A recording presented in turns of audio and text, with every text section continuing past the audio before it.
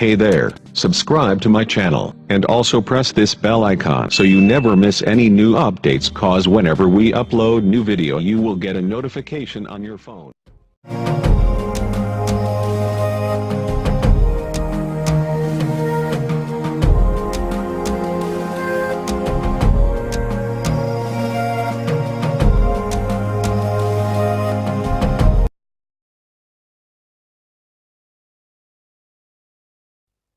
Listen to a university teacher giving a lecture about emblematic buildings and answer questions 1 to 4.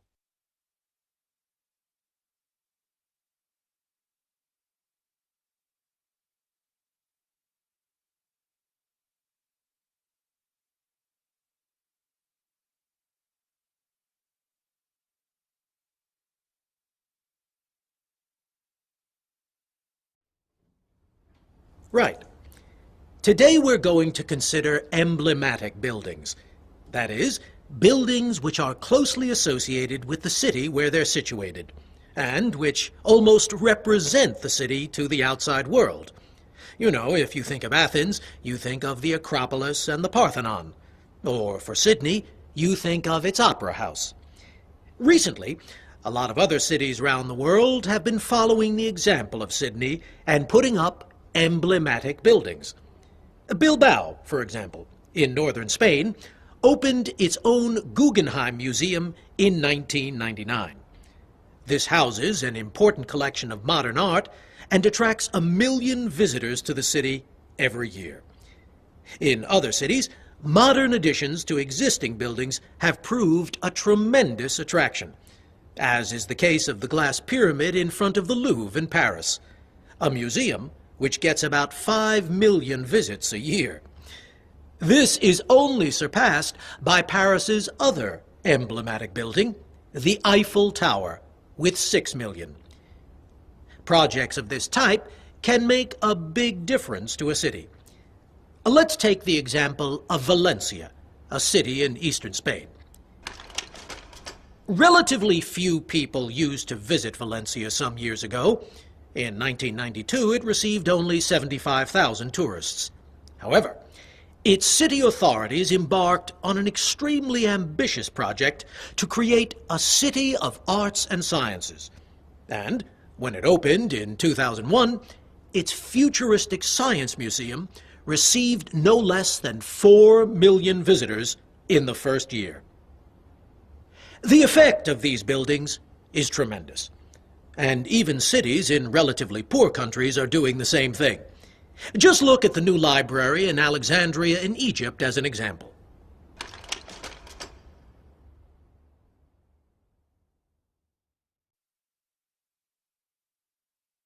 Before the lecture continues, you have some time to look at questions 5 to 10.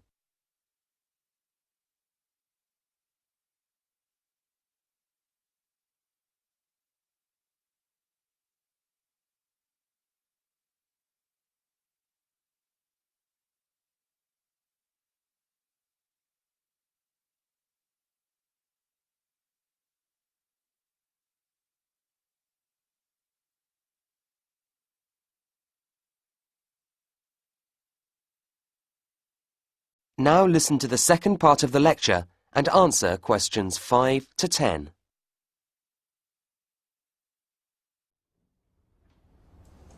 These emblematic buildings bring many more visitors to their cities, but that's only one of a number of benefits that arise.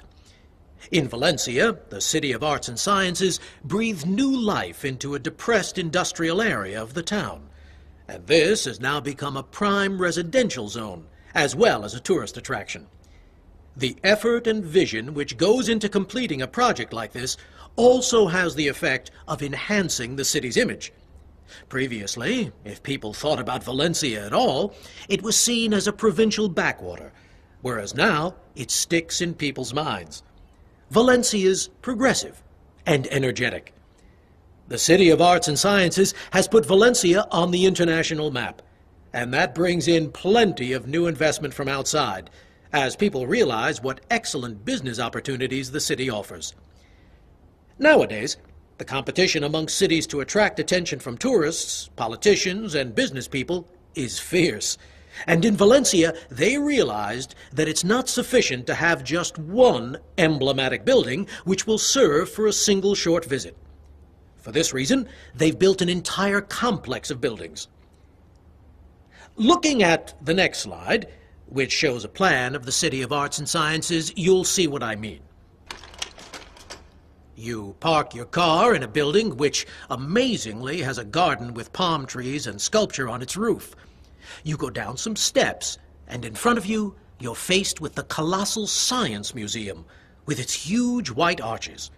This, and the combined planetarium and large-screen film theater nearby, are surrounded by artificial lakes, and from a distance, they appear to be floating on water. The effect is magical, as the whole complex is built in shining white concrete which reflects in the water. Further along, beyond the planetarium, is the new opera house and theater complex, which from a distance looks like a vast ship. In the opposite direction, they've built the equally breathtaking Oceanographic Park, which is the largest in Europe and features, amongst other things, an underwater restaurant.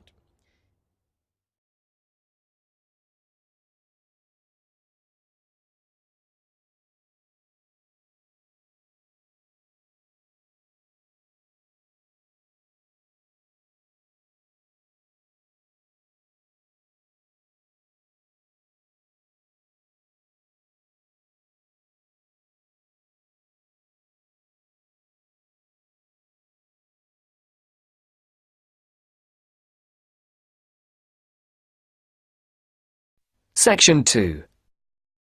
You are going to hear a news broadcast about proposed developments in a local area and about a local college. First, look at questions 11 to 14.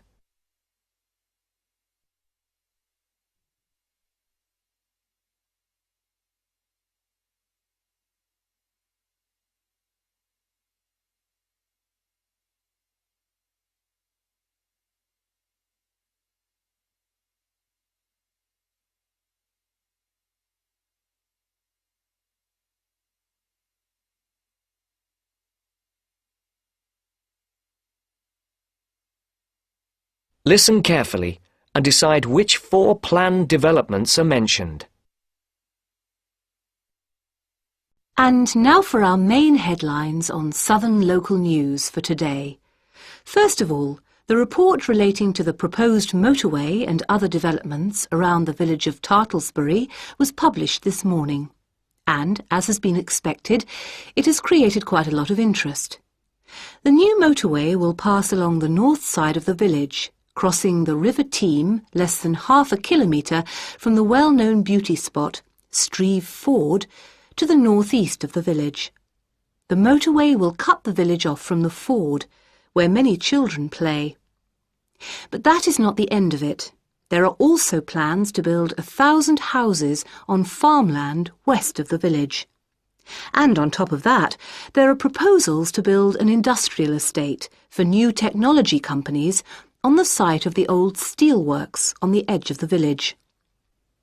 A news centre with a swimming pool and a very wide range of sports facilities and a large supermarket with other shops are also planned next to the housing estate. Before the broadcast continues, look at questions 15 to 20.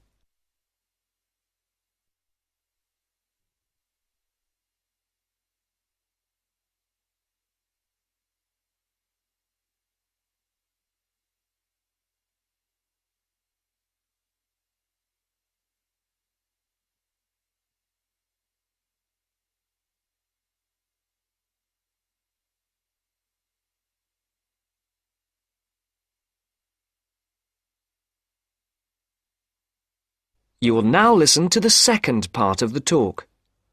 For questions 15 to 18, put a tick in either column A or column B for each of the people mentioned.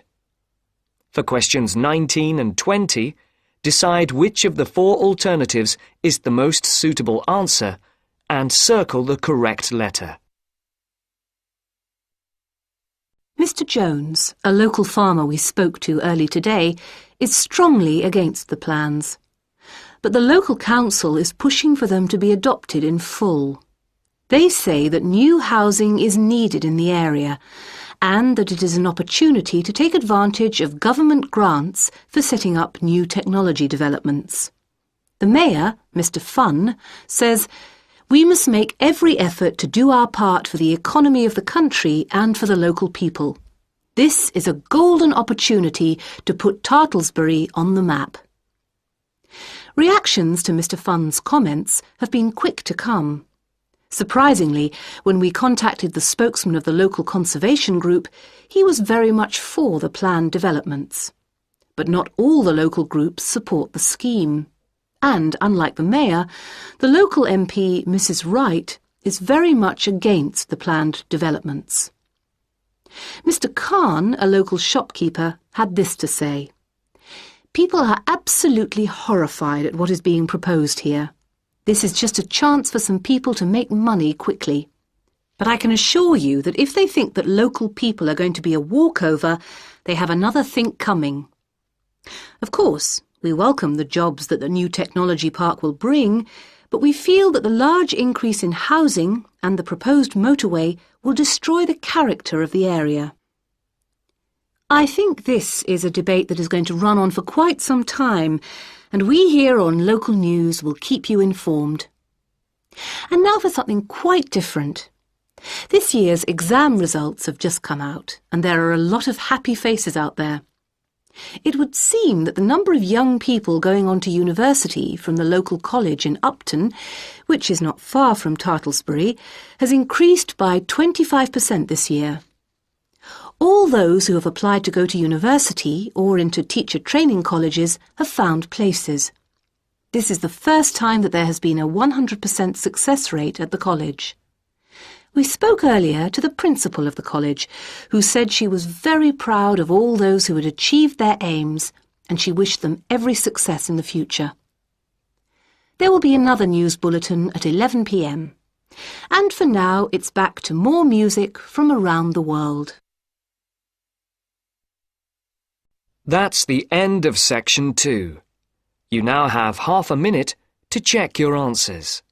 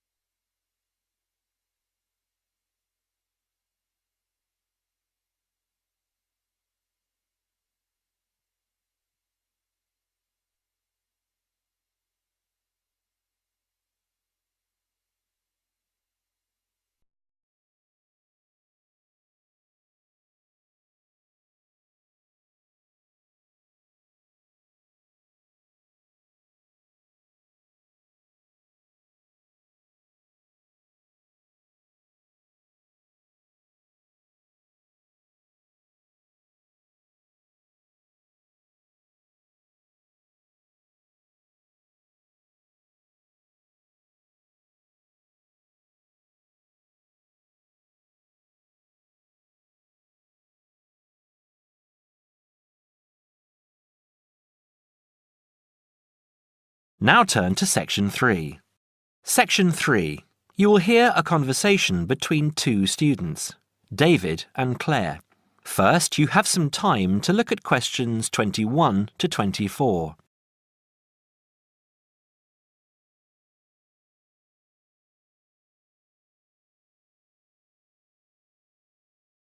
Now listen carefully and answer questions 21 to 24. Hi, David. How are you going with your history studies? Very well. I've actually finished it. That's great! What era did you write on? I researched Roman London, something I never thought I'd be interested in. That sounds interesting. I wanted to tie it into the work I've been doing on engineering, and I found it fascinating and learned many things along the way. Such as? Well, although there were prehistoric settlements throughout the vast area now called London, strangely enough, no evidence has yet been found for any such community at the northern end of London Bridge, where the present city grew up. The origins of London lie in Roman times, right? Right. When the Romans invaded Britain in 43 AD, They moved north from the Kentish coast and traversed the Thames in the London region, clashing with the local tribesmen just to the north. It has been suggested that the soldiers crossed the river at Lambeth, but it was further downstream that they built a permanent wooden bridge, just east of the present London Bridge, in more settled times some 7 years later. As a focal point of the Roman road system, it was the bridge which attracted settlers and led to London's inevitable growth. So, London Bridge has been there for hundreds of years? Yes, and though the regularity of London's original street grid may indicate that the initial inhabitants were the military, trade and commerce soon followed. The London Thames was deep and still within the tidal zone, an ideal place for the berthing of ships. What other industry did they have? Well, as the area was also well drained and low-lying, it was geologically suitable for brick-making. There was soon a flourishing city called Londinium in the area where the monument now stands. Londinium? That's Latin. That's what I thought too, but the name itself is Celtic, not Latin, and may originally have referred merely to a previous farmstead on the site. Before you hear the rest of the conversation, you have some time to look at questions 25 to 32.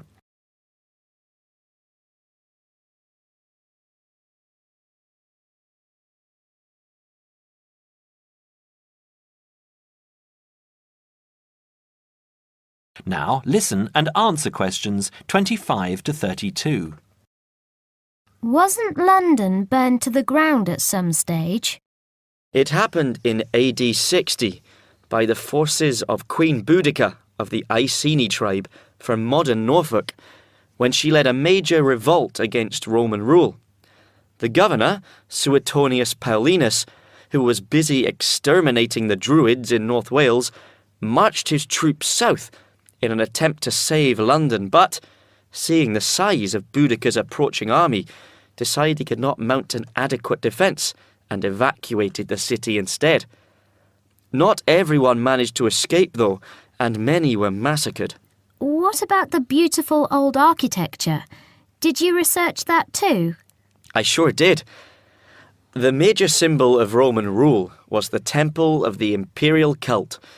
Emperor worship was administered by the provincial council, whose headquarters appear to have been in London by AD 100. A member of its staff, named Anancletus, buried his wife on Ludgate Hill around this time. Pagan worship flourished within the cosmopolitan city. A temple to the mysterious Eastern god Mithras was found at Bucklersbury House and is displayed nearby. I quite like St. Paul's. Traditionally, St. Paul's Cathedral stands on the site of a temple of Diana. Other significant buildings also began to appear in the late 1st century, at a time when the city was expanding rapidly. The Forum, a marketplace and basilica which housed the Law Courts complex at Leadenhall Market, was erected and then quickly replanned as the largest such complex north of the Alps. The Forum was much bigger than today's Trafalgar Square. Who was in charge of all the town planning at the time?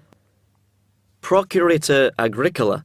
He encouraged the use of bathhouses and had a grand public suite made, which has now been excavated in Upper Thames Street. They were as much a social venue as a place to bathe. There was a smaller version at Cheapside, and in later centuries, private bathhouses were also built. Another popular attraction was the wooden amphitheatre, erected on the northwestern outskirts of the city. It's possible that gladiatorial shows were put on here, though lesser public sports, like bear baiting, may have been more regular. I thought that happened mainly in the Colosseum in Rome, but I guess London being settled by the Romans explains their lust for blood. By about AD 200, the administration of Britain was divided in two. York became the capital of Britannia Inferior and London of Britannia Superior. Around the same time, the city also acquired its famous walls, probably about 20 foot high, Why did they build such high walls? It was a protective measure which may have been due to civil war, initiated when Governor Claudius Albinus tried to claim the imperial crown in Rome. Was paganism still predominant then? Yes, but Christianity appears to have reached the province at an early date, and only a year after the religion became officially tolerated in the empire, London had its own bishop, Restitutus, who is known to have attended the Imperial Council of Arles. You really delve deep. I think you'll do well on your tutorial paper. Good luck, David. Thanks. That is the end of section 3. You now have half a minute to check your answers.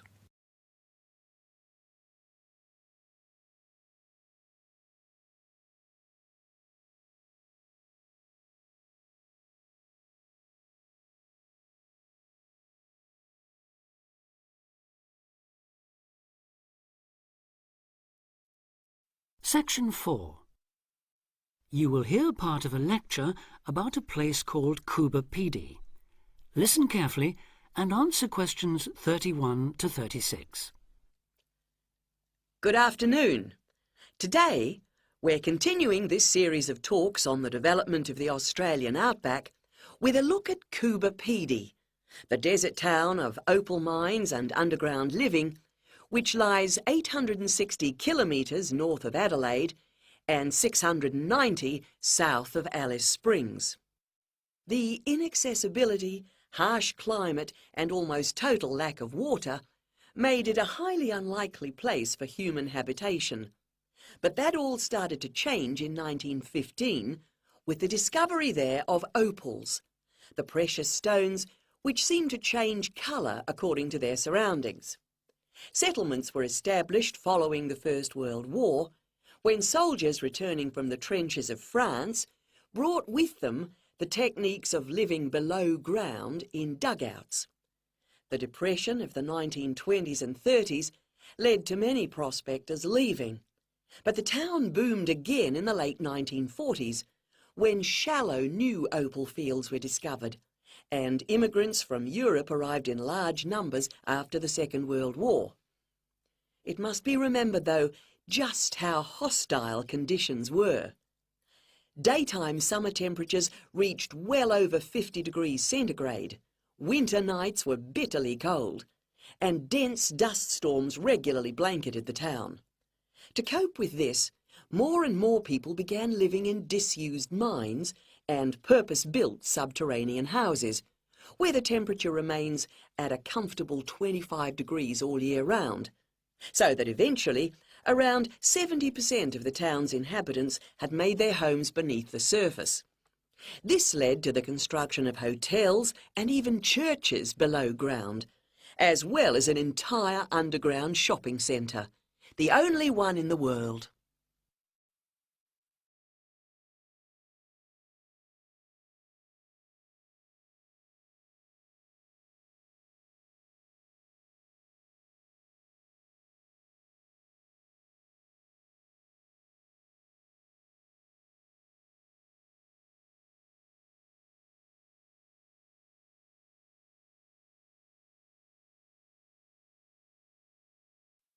Now answer questions 37 to 40. Perhaps not surprisingly, this has now led to the emergence of a secondary industry, tourism. Increasing numbers of visitors come to see the tunnels and the caves with their ventilation shafts, the weird machines lying about in the town, and, just beyond it in the scorched red desert, the conical hills thrown up by the world's biggest opal mines. It's a logical stopping place for travellers too. The nearest town to Cuba Pedy is Woomera, in the prohibited area once used for launching space rockets. But even that is an enormous distance away. Within the town itself, there are plenty of hotel rooms and a number of ethnic restaurants. Remember that Cuba Pedy is one of the most multicultural places in Australia, with an estimated 45 nationalities represented, and its very own Opal Museum. A short distance from town, There's a section of the enormous barrier that runs thousands of kilometres across the country. The dingo fence, which is meant to keep these predatory wild dogs out of the sheep farming areas. Another attraction just outside town are the sets of various films made there, including Mad Max 3, as well as The Red Planet and Until the End of the World. Names that reflect the harshness of the terrain and temperatures there. The name Coober Pedy, incidentally, comes from an Aboriginal expression meaning white man's hole in the ground. Next, I'd like to go on to talk about Broken Hill, another mining town, but one that